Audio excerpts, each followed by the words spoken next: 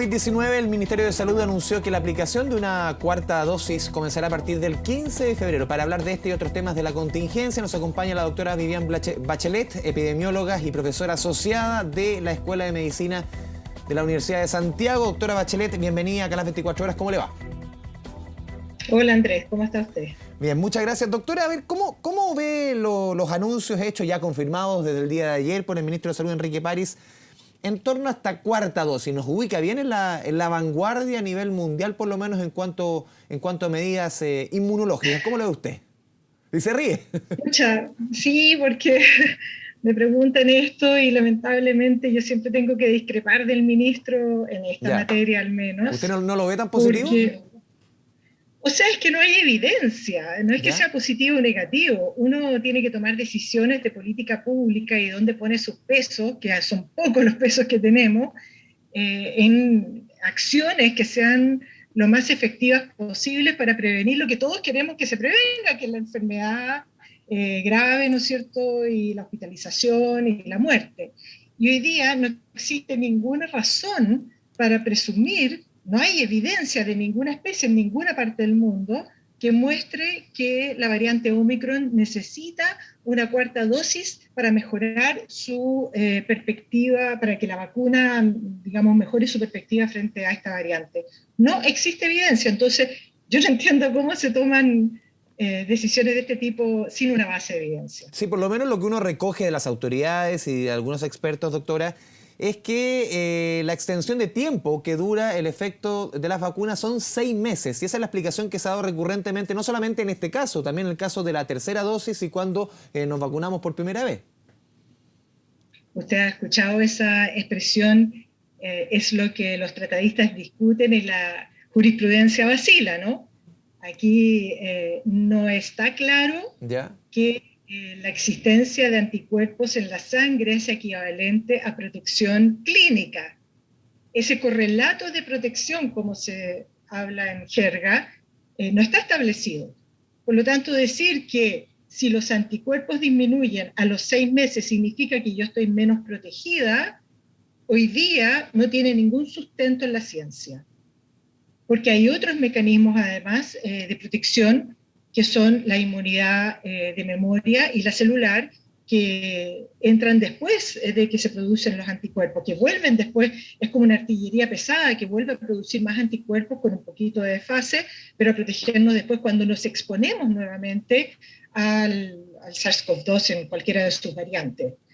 Entonces no podemos decir que porque los anticuerpos estén disminuyendo en la sangre, tengamos menos protección.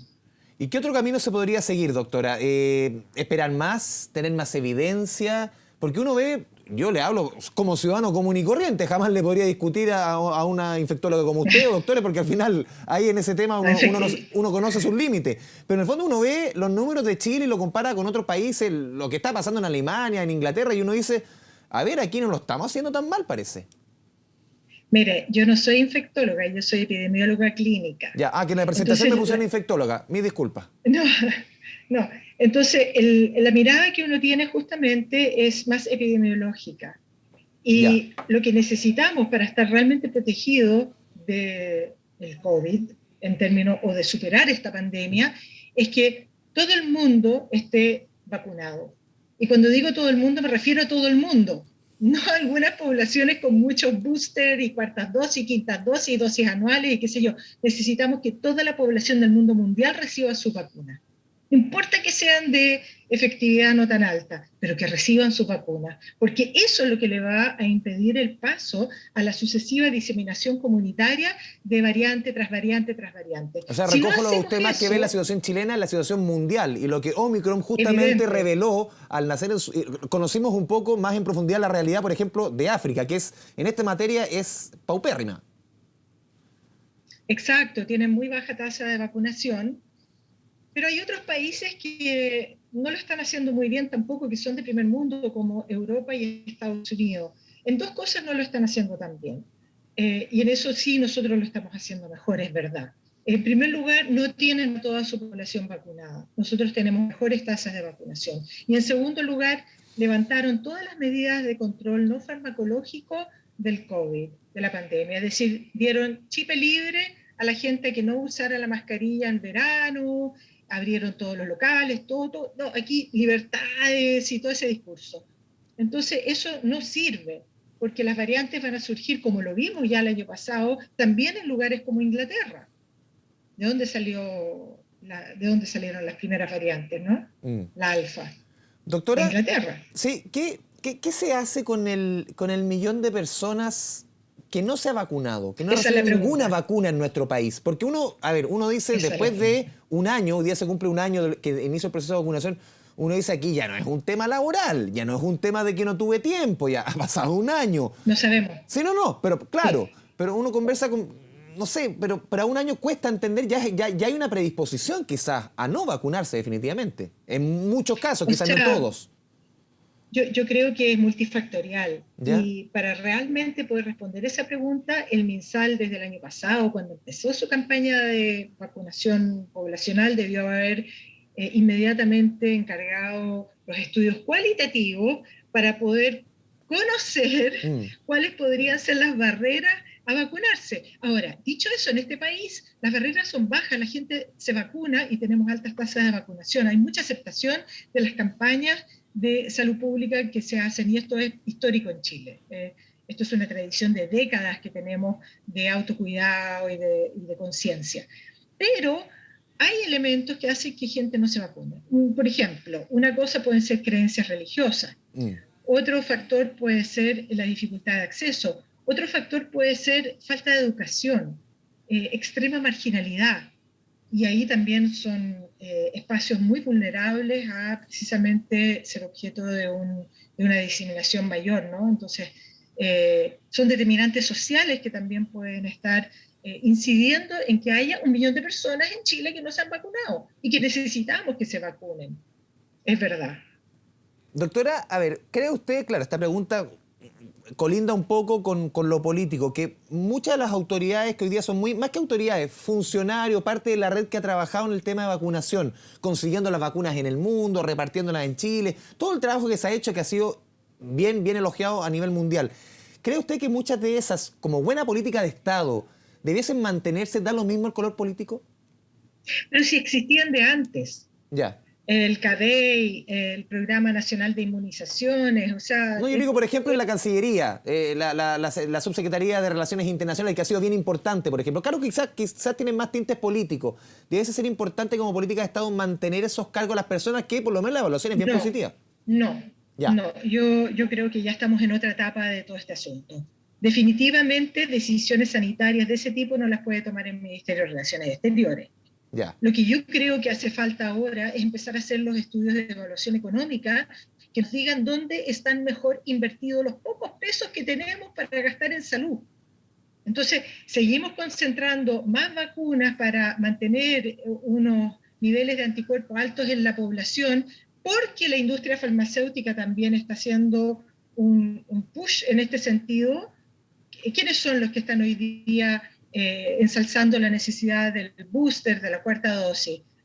Hasta el momento yo he escuchado Pfizer, he escuchado AstraZeneca y he escuchado Sputnik también. A los rusos con su Sputnik decir necesitábamos la cuarta dosis. Entonces hay intereses comerciales que están de por medio. Por lo tanto, lo que nosotros tenemos que hacer es tomar un poquito de perspectiva en esto. Primero decir necesitamos mayor equidad en la distribución de las vacunas mundialmente. Segundo, necesitamos vacunar a toda nuestra población y hacernos cargo del 1 millón que no está vacunado. Tercero, necesitamos evaluar en base a evidencia científica sólida, robusta, que hoy día todavía no existe, cuáles son los correlatos de protección verdaderos que hay. Seguir analizando la efectividad de las vacunas en el mundo real, es decir, los estudios de efectividad que está haciendo el doctor Arauz, por ejemplo, esos son importantes. Cada cierto tiempo salen unos resultados y nos van a decir cómo estamos. Si CoronaVac tenía una baja efectividad, en ese caso sí se justificaba, por ejemplo, una tercera dosis, como un esquema primario, para levantar una inmunidad que ya no era muy buena la que generaba CoronaVac. Pero después aparecieron otras vacunas en el país, entonces tenemos que analizarlo caso a caso. Y eso significa estudios de evaluación económica. ¿Usted echa de menos un rol más solidario en nuestro país en este esquema mundial de vacunación? Uno recuerda cuando se lanzó el COVAX, que al final no surtió mucho efecto, con una muy buena iniciativa, con muchas intenciones, pero al final, en la práctica, y lo conversamos antes, por ejemplo, en África, no ha sido tan generoso como se planteó al principio. ¿Falta más solidaridad de parte de nuestro país, siente usted? Por cierto, o sea, pero yo no quiero decir que el gobierno, que el país no sea solidario, porque podría ser injusto plantearlo así. Pero sí me gustaría, con las nuevas autoridades que ya van a entrar en marzo, ver que tengan que se tenga como país una mejor coordinación regional frente a la pandemia. Porque aquí Eso sí. perdona, aquí hay una mentalidad mundial, es como sálvese quien pueda.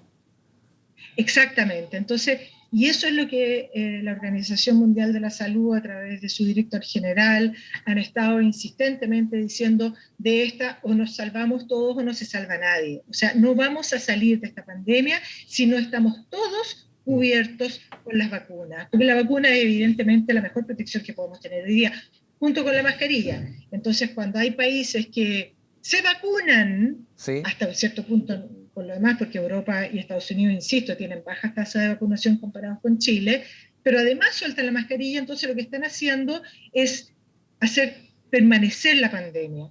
Entonces tenemos, por los dos extremos, tenemos a África, los países pobres, que no se pueden vacunar porque no tienen acceso a vacunas, porque no tienen recursos. Y tenemos los países ricos, que están con sus antivacunas, con su que la mascarilla no me deja respirar, qué sé yo, con su individualismo. Entonces, son todos estos elementos que ojalá podamos superar. Desde Chile deberíamos hacer coordinaciones regionales profundas que nos permitan ir teniendo una mancomunión en cómo nos hacemos cargo de los desafíos que nos plantea la pandemia en una región que por lo demás tiene realidades muy similares.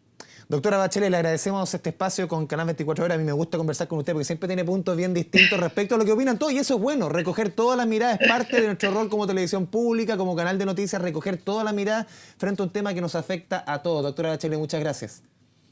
Muchas gracias a usted. Muy buenas tardes.